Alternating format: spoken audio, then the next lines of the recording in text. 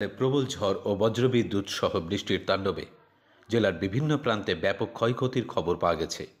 বেশ কিছু অঞ্চলে এখনও বিদ্যুৎ পরিষেবা ব্যাহত রয়েছে। মুর্শিদাবাদের দৌলতাবাদের ঘোষপাড়া এলাকায় বাজ পড়ে মৃত্যু হয়েছে ধনঞ্জয় ঘোষ নামে বছর 40-এর এক যুবকের। তবে সুখের খবর এই যে প্রবল দাবদাহে অনেকটাই স্বস্তি মিলেছে জেলাবাসীর। আজকের ঘটনায় ওই যে মেঘ হয়েছিল, সেই সময় ও চারা করছিল, ভুট্টোর গাছ চারা করছিল। তারপরে মেঘ আসার পর ওই গরু বাইরে বাঁধা ছিল, ভিজছিল, ওই ঘরে তুলতে গেছিলো। সেই সময় ধরুন বাজ পড়ে ওর গায়ে, পড়ার পর অজ্ঞান অবস্থায় আমরা তখন ওকে এখানকার যা পাথরে যেসব চিকিৎসক ডাক্তার তাদেরকে নিয়ে যাবো। তারা বলেছে নাইকো তোমরা নিয়ে যাও।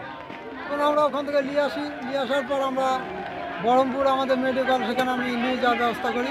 যে রাস্তায় তখন দেখি যে আমার নাই এরকম ভাব, তখন আমরা ওখানে ঘুরিয়ে থানায় নিয়ে আসি।